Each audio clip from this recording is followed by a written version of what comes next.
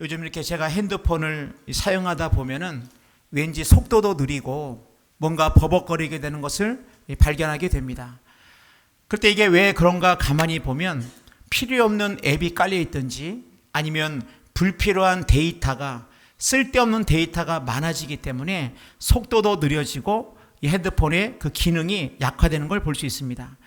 그럴 때 제일 빨리 속도를 빠르게 하고 쓸데없는 데이터를 없애는 길은 핸드폰을 다시 리셋하는 겁니다.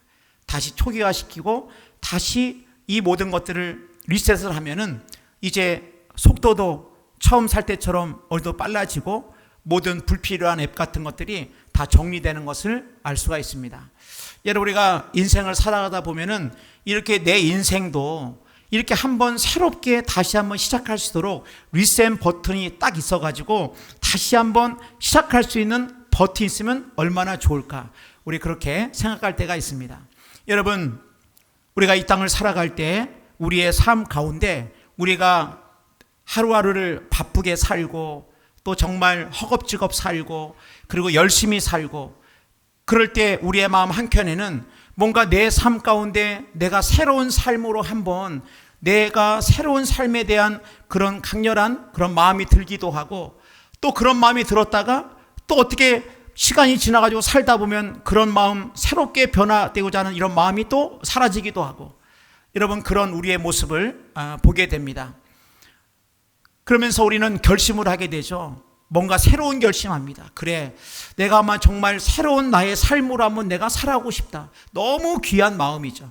여러분, 그런 마음처럼 귀한 마음이 어디 있습니까? 내가 그냥 살던 대로 살겠다, 내가 그냥 지나온 내 모든 이 습관대로 살겠다, 그렇지 않고 내가 뭔가 이제는 좀 더 새로운 마음으로 살겠다. 여러분, 이런 마음을 갖고 이런 생각을 간다고 하는 게 얼마나 귀합니까? 그래서 우리가 보통 많은 결심을 합니다. 근데 여러분에게 한번 묻고 싶습니다. 여러분들이 새해에 결심했던 것들을 얼마나 이루고 계십니까? 제가 제 친한 친구 목사가 했는데 연초에 본인이 이제 헬스장을 등록을 해가지고 뭔가 내 몸에 새로운 변화를 내가 한번 그렇게 한번 해보려고 한다. 저는 굉장히 기대가 되더라고요. 근데 얼마 전에 만났는데 몸매에 변화가 없습니다. 그래서 내가 물어봤습니다. 그랬더니 내가 운동은 못하는데 헬스장에 후원자가 되었다. 계속 돈만 보내고 있다. 그러니까 여러분, 우리가 참 결심이 없는 거 좀 안타까운 일이지만 뭔가 결심을 하지만은 참 그 결심대로 우리가 산다라고 하는 것이 결코 쉽지 않다. 그럴 때는 성경에 보면은 예레미야 13장 3절 말씀 보면 구수인이 그의 피부를, 구수인은 이 흑인을 말하고 있습니다. 흑인, 피부가 까만 분들이시죠. 구수인이 그의 피부를, 표범이 그의 반점을 변하게 할 수 있느냐. 이 말이 뭡니까? 얼굴이 까만 이 흑인, 까만 그 피부가 어떻게 하얘질 수가 있고, 그리고 이 표범의 반점이 어떻게 그렇게 하얘질 수 있겠느냐? 어렵다는 일이죠. 여러분, 이것은 무엇을 말합니까? 우리가 결심을 하고 뭔가 새로운 것을 갖다가 도전하기도 하지만 우리는 이내 우리의 결심이 언제부턴가 흐지부지 사라지게 되고 예전의 나로 돌아가는 모습을 보게 된다고 하는 것입니다. 그런데 여러분, 사실은 그 결심이라고 하는 것도 하나님이 없는 결심이라고 하는 거, 사실 그것은 그 결심을 이룬다고 할지라도 전도서에 우리가 말씀을 살펴봤듯이 하나님 없는 그 모든 결심이라고 하는 게 때로는 내가 원하는 것을 가지고, 때로는 내가 이루고 싶은 자리에 오르고, 때로는 내가 계획했던 것을 갖다 다 이룬다 할지라도 하나님이 없는 그 모든 것들은 공허하고 허무한 것임을 알 수가 있습니다. 그래서 미국의 초대 대통령이었던 이 조지 워싱턴은 이런 말을 했습니다. 하나님과 하나님의 말씀을 모르고는 나라를 올바르게 통치할 수 없다.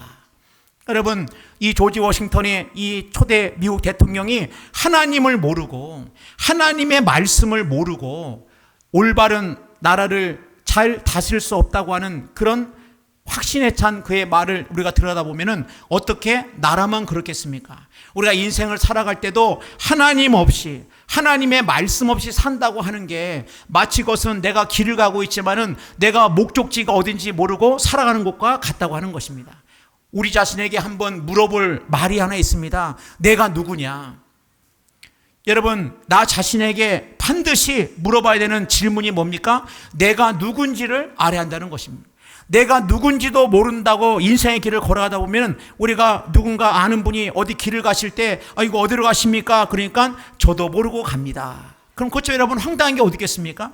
아니, 자기가 가는 길도 모르고 간다 그러면은 여러분 그 인생의 시행착오가 얼마나 많고 자기가 지금 어디로 가는지도 모른 채 그렇게 그런 삶을 산다고 한다면 오류가 얼마나 많고 얼마나 많은 시간을 낭비하면서 얼마나 방황하겠습니까?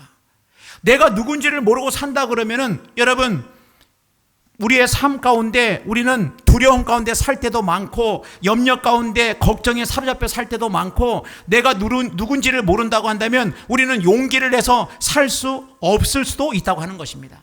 여러분 때문에 우리는 나 자신에게 내가 누구냐, 그냥 내가 뭐 어느 학교를 나왔다, 내가 어떤 직장에 있다, 내가 누구의 아버지다, 누구의 남편이다, 이런 걸 다 떠나가지고 이 모든 걸 다 떼놓고 도대체 나는 누구인지를 갖다가 우리가 분명하게 나의 정체성을 알 때, 내가 누군지를 알 때 우리는 새롭게 변화가 될 수 있는 것이고 우리의 삶은 리셋 버튼을 다시 누르는 것처럼 다시 시작할 수 있는 것은 바로 뭐냐, 내가 누군지를 확인해야 되고, 내가 몰랐다고 한다면 이번 7주간의 이런 7번의 말씀을 통해서 다시 한번 나를 확인하고, 내가 알긴 알았지만 내가 확신 가운데 없었다고 한다면 다시 한번 나를 돌아볼 수 있는 이 시간이 바로 지금 새롭게 시작하라고 하는 이 7주간 7번의 이 말씀을 통해서 우리가 새로워질 때 저는 굉장히 기대가 됩니다.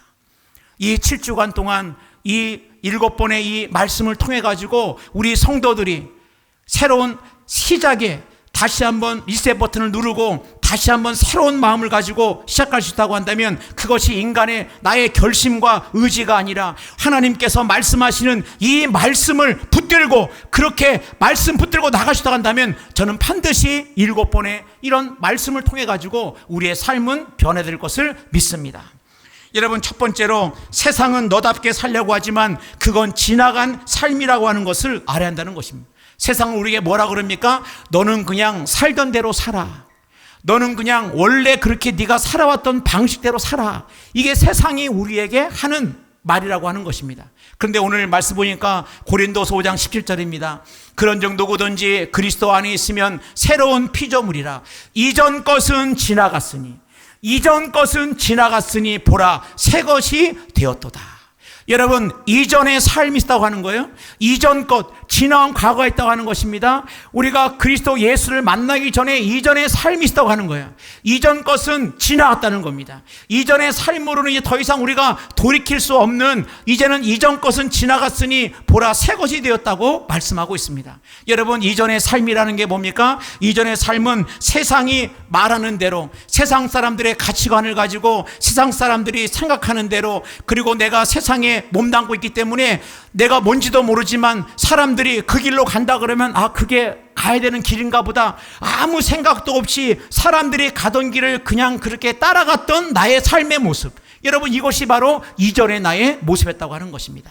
성경에 보면은 이전의 삶으로 살았던 한 인물이 나옵니다. 그냥 세상의 방식대로 사는 거예요. 바로 에서입니다. 에서는 사냥꾼이었고 어느 날 사냥을 하고 와서 배가 고픈데 이 동생이 팥죽 한 그릇을 갖다가 맛있게 끓여놓은 거예요. 배가 고프니까 그 팥죽을 좀 달라고 하니까 이 머리 좋은 야곱이 뭐라 그럽니까? 그래서 이 야곱은 JQ가 높다. 우리가 IQ도 있고 EQ도 그런데 JQ가 뭡니까? 잔머리 지수가 높다 얘기를 합니다. 그러니까는 그때를 이용해 가지고 배가 고픈 형에게 장자권을 팔려고 하는데 에서가 가만히 생각해 보니까 여러분, 이 장자권이라고 하는 것은 이게 그냥 성경의 장자권 그러니까 별거 아닌 것 같지만 이 장자권은 언약의 계승자고 축복의 계승자고, 이 장자권이라고 하는 것은 모든 면에서 이 모든 아버지의 신명기에 본 아버지의 재산을 나중에 2배라도 가질 수가 있고, 그러니까 여러분 이것은 그냥 아무렇게나 그냥 야 너 가져 그렇게 할 만한 것이 아닌데, 에서는 뭡니까? 배가 고프니까 팥죽 한 그릇에 그래 너 이거 그럼 장자권 네가 갖고 나 팥죽 주라 하면서 이 에서는 동생 야곱에게 이 장자권을 팔아 버린다고 하는 것입니다. 여러분, 에서의 삶이 뭡니까? 그냥 지금 당장 눈앞에 있는 이 배고픔, 이것을 해결하기 위해 가지고 그 놀라운 그 어마어마한 그 축복의, 그 영원한 축복의 언약과 축복의 계승과 그리고 이 땅에 있는 모든 그런 것들을 갖다가 한순간의 배고픔 때문에 팔아버린 그 에서 방식의 삶이 뭐냐? 바로 이전의 삶이라고 하는 것입니다. 여러분, 우리가 그리스도 안에 있기 전에 우리의 삶은 어떻다는 겁니까? 세상의 풍속을 살았고 세상의 욕심을 따라 살았던 우리의 모습이라고 하는 것입니다.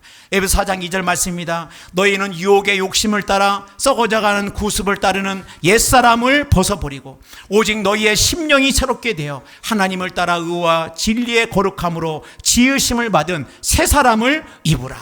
그러니까 여러분, 우리의 삶이 이제는 이전대로 살던 삶이 아니라고 하는 것입니다. 러닝머신을 뛸 때 우리가 열심히 러닝을 뛰지만은 어떻게 보면 결국은 뭐냐? 제자리로 뛰는 것처럼 우리가 이 땅을 살아갈 때 오늘 말씀 보니까 이전의 삶, 내가 내 본능을 따라 내 생각을 따라 세상의 가치를 따라 순간을 위해서 영혼을 갖다가 포기하고 그 다음에 더 높은 더 귀한 가치를 갖다가 뭡니까?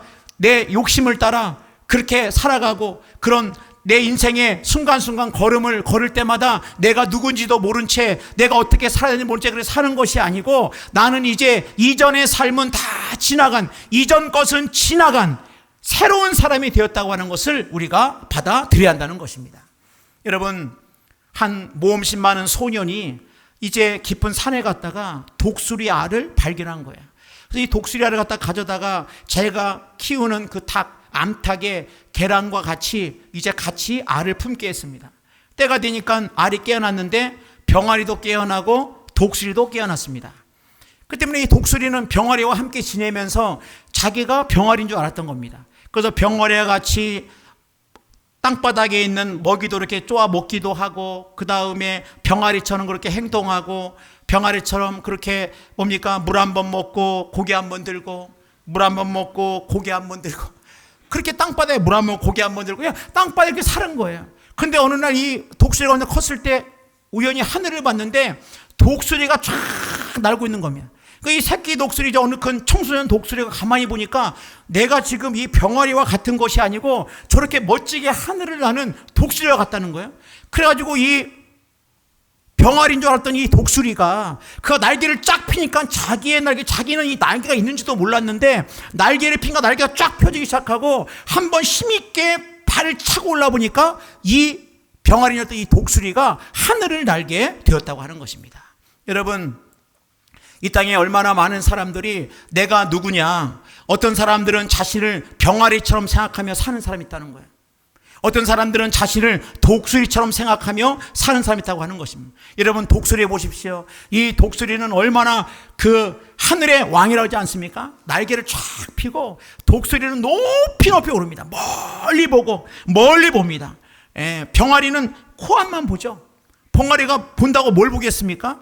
그리고 병아리는 바로 발밑에 있는 것밖에 보지 못하지만 독수리는 쫙 올라가면서 먼 거리를 보고 멀리 보고 높이 보고, 그리고 병아리는 조금만 바람이 불어도 이거 어떡하냐 빨리 닭장 안으로 들어가려고 하지만 독수리였습니까? 독수리는 바람이 딱 불면 오히려 그 바람을 타고 그 바람의 상승기를 타고 독수리는 쫙 올라가는 거예요. 바람이 두렵지 않은 독수리입니다. 오늘 주님께서 우리에게 뭐라 말씀하십니까? 너희들은 이제 이전의 삶을 지나간 것이다.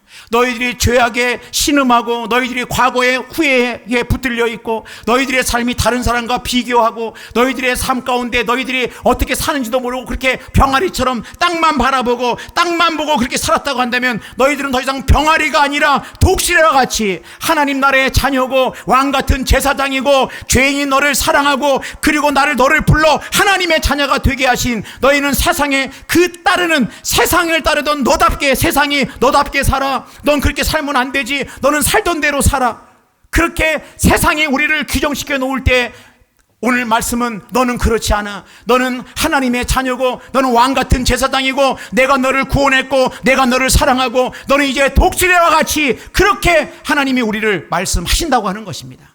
여러분, 그러므로 우리는 병아리는 병아리처럼 말하고 병아리처럼 행동하고 병아리처럼 걷고 병아리 친구들하고 놀고 그게 병아리입니다.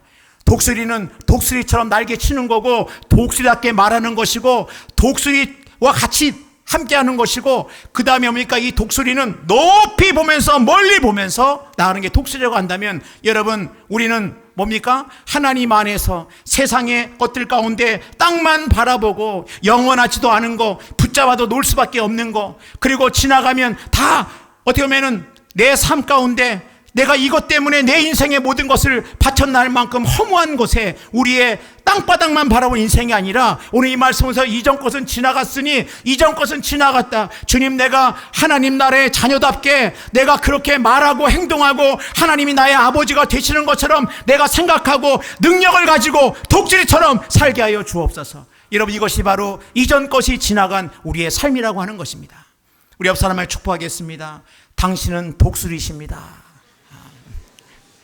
독수리입니다.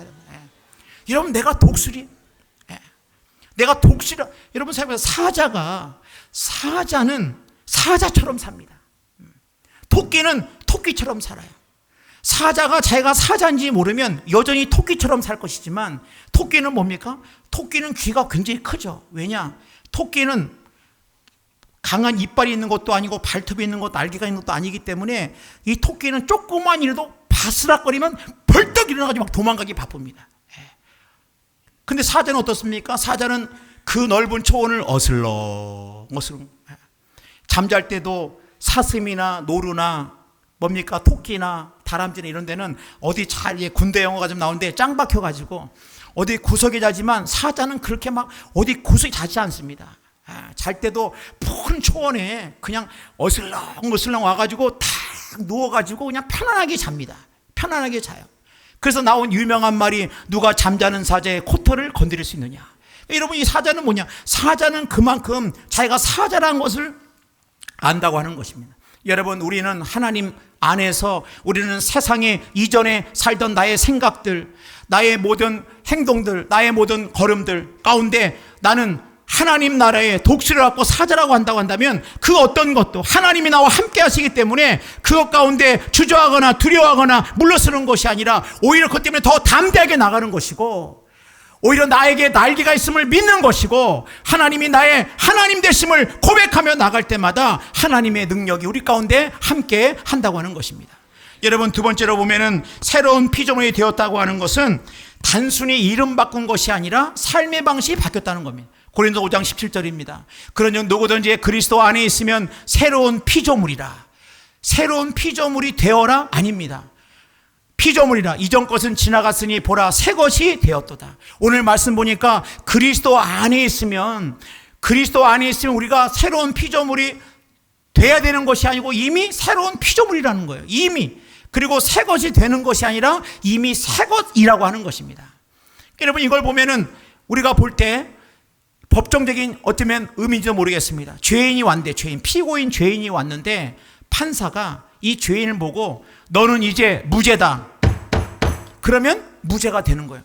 그 즉시로 자유인이 된다고 하는 것입니다. 하나님이 우리하고 뭐라고 말씀하시는 거예요? 우리가 죄악 가운데 거하고 우리가 허물 가운데 거하고 우리가 하나님을 알지도 못하고 죄에 대해서 죽었고 하나님에 대해 죽었고 죄에 대해 살았던 우리의 인생을 갖다가 하나님이 더 이상 너는 죄인이 아니라 나의 자녀라고 하나님께서 선언하셨을 때 이 죄인이 자유인이 되는 것처럼 우리가 하나님의 자녀가 되었다고 하는 것입니다.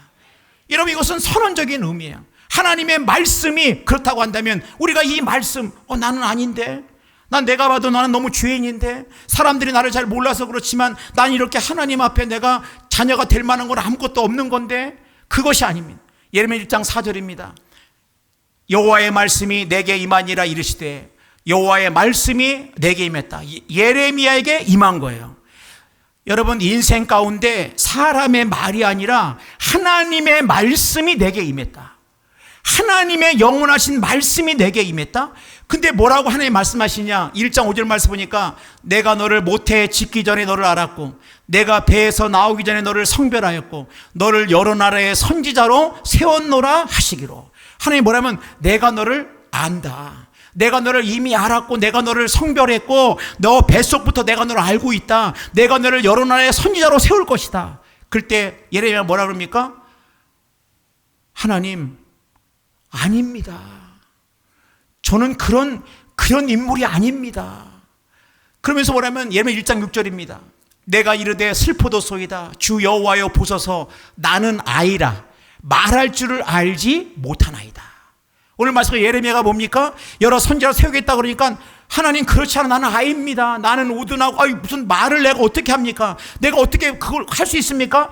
예레미야는 자기는 절대 못한다고 나는 아이와 같다고 얘기할 때 하나님이 1장 10절입니다. 여호와께서 내게 이르시되 너는 아이라 말하지 말고, 따라해서 너는 아이라 말하지 말고. 아니 하나님께서 이 예레미야에게 말씀하실 때 내가 너를 여러 선지자로 세우겠다고 말씀하시고 내가 너를 불렀다고 말씀하시는데 이 예레미야는 뭡니까? 나는 아닙니다. 나는 아이와 같아가지고 나는 믿음도 없고 나는 그렇게 지혜롭지도 못한 것 같고 나는 용기도 없고 나는 이걸 내가 할 수 있는 사람이 아닙니다. 그럴 때에 예레미야 1장 7절에 뭐라고 말씀해요? 너는 아이라지 말라고 말씀하시면서 너를 누구에게 보내든지 너는 가며 내가 내게 무엇을 명하든지 너는 말할지니라. 그러면서 1장 9절입니다. 여호와께서 그의 손을 내밀어 내 입에 대시며 여호와께서 내게 이르시되 보라 내가 내 말을 내 입에 두었노라. 나는 아무것도, 여러분 사실 예레미야가 자기를 어쩌면 잘 봤는지도 모릅니다. 자기는 정말 그렇게 할 만한 자격도 없는 것 같고 자기가 선지자로 나설 사람들이 야 네가 무슨 선지자야, 네가 뭐 선지자 할 만한 자격이 있어? 그런데 오늘 하나님 뭐라 그러십니까? 내가 너와 함께 할 것이고 내 입에 내 말을 넣어 줄 것이라고 말씀하고 있다고 하는 것입니다. 여러분 그러므로 우리가 분명히 깨달을 것은 뭡니까? 다른 것이 아니고 우리는 늘 내 스스로를 갖다가 아이라고 생각하는 거예요. 늘 스스로를 갖다가 세상이 규정하는 대로, 세상 사람들이 말하는 대로, 세상 사람들이 말하는 뭡니까? 조건, 외모면 외모, 아니면 직책이면 직책, 세상 사람들의 기준을 가지고 나는 그런 사람인가 보다. 여러분 다윗이 골리앗 앞에 나갈 때 사울왕이 뭐라 합니까? 다윗아 너는 너무 어린 소년이기 때문에 골리앗한테 안 돼. 넌 빨리 집에 가라. 형들이 뭐라 그래요? 다윗 보고 다윗 네가 지금 제정신 차려라. 제정신 차려라. 넌 빨리 무슨 네가 골리앗을 갖다가 때려 눕힌다고 지금 네가 그게 말이 되냐? 빨리 집에 가가지고 양이나 돌봐라. 그렇죠 여러분 다윗은 어떻습니까? 그 형들이 그 다음에 사울왕이 자신을 규정하고 너는 아이니까 양이나 돌보고 너는 이렇게 너답게 사는 거는 그냥 그렇게 사는 거지 지금 네가 골리앗을 갖다가 때려 눕히겠다고 네가 지금 이렇게 하는 거 그건 너의 모습이 아니야. 넌 그냥 살던 대로 살아. 따라하겠습니다. 살던 대로 살아라. 이게 뭐냐면 이게 마귀가 이 세상이 우리를 갖다가 손발을 꽉 묶는 거예요. 넌 그냥 살던 대로 살아. 네가 지금까지 네가 과거에 살았던 그대로 살아. 그러면서 얼마나 많이 우리가 나 자신을 갖다가 아이처럼 생각하고 나를 꽉꽉 묶어가지고 마치 병아리처럼 참새처럼 난 참새야 병아리야 그러면서 그렇게 하는 건 왜 그러느냐? 여러분 세상이 우리를 규정하는 것이 아니라 하나님이 우리를 규정할 때 이 다윗이 어떻게 골리앗을 무찌릅니까? 하나님이 말씀하신 자리 다윗이 섰을 때에 하나님께서 다윗과 함께 하심으로 말미암아 한 방에 골리앗을 무너뜨릴 수 있다고 하는 것입니다. 여러분 그러므로 하나님을 만난 사람들은 다 실패의 자리에서 하나님의 말씀을 듣습니다. 베드로는 예수님 앞에 얼굴을 들 수가 없죠. 어떻게 그 얼굴을 듭니까? 예수님을 3번이나 부인하고 그중에 저주까지 했는데 어떻게 그 얼굴을 듭니까? 그러나 예수님이 베드로를 찾아갑니다. 내 양을 먹이라. 베드로는 이 주님을 만나고 그는 나는 얼굴 들 수가 없다. 나는 정말 부끄러운 실패한 제자다. 그것이 아니라 예수님을 다시 만났을 때 자신의 정체성을 확인하게 되었고 그가 사도가 되었고 바울은 교회를 핍박하고 스데반을 죽이던 그런 자였지만은 그가 주님을 만나고 그는 이방인의 사도로 그의 삶이 변화되었고 성경에 보면은 예수님의 부활을 첫 번째로 목격했던 목격자가 누굽니까? 다른 사람이 아니에요. 바로 귀신 들렸던 막달라 마리아가 예수님의 부활을 증거했던 첫 번째 증인이 됩니다. 귀신 들렸던 막달라 마리아, 사람들 때로 귀신 들렸던 여자, 제정신이 아니었던 저 여자, 여러분 여러분 이 막달라 마리아의 삶이 사람들이 다 뭐라고 생각했겠습니까? 그러나 막달라 마리아가 주님을 만나고 자기가 어떤 자인지를 깨닫게 되었고 그는 부활의 첫 증인이 되었다고 하는 것입니다. 여러분 세상이 우리에게 말하는 그것에 우리가 아닙니다. 세상이 우리를 그런 사람이 말한다고 또 연약한 내 자신이 말한다고 내가 그런 되는 것이 아니고 하나님께서 너는 새로운 피조물이다. 너는 새 것이 되었다. 이 놀라운 주님의 음성을 들으면서 주님, 내가 이전에 따라 그냥 그렇게 살던 내가 아니고 나도 이번에 정말 새로운 삶으로 내 삶을 리셋을 시키며 정말 주님 앞에 다시 한번 내가 누군지를 깨닫고 내가 참새처럼 내가 병아리처럼 사는 것이 아니라 하나님이 나의 아버지가 되심을 고백하면서 담대한 마음을 가지고 믿음을 가지고 살게 하여 주옵소서. 그렇게 나갈 수 있는 우리 모두가 되기를 주님의 이름으로 축복합니다.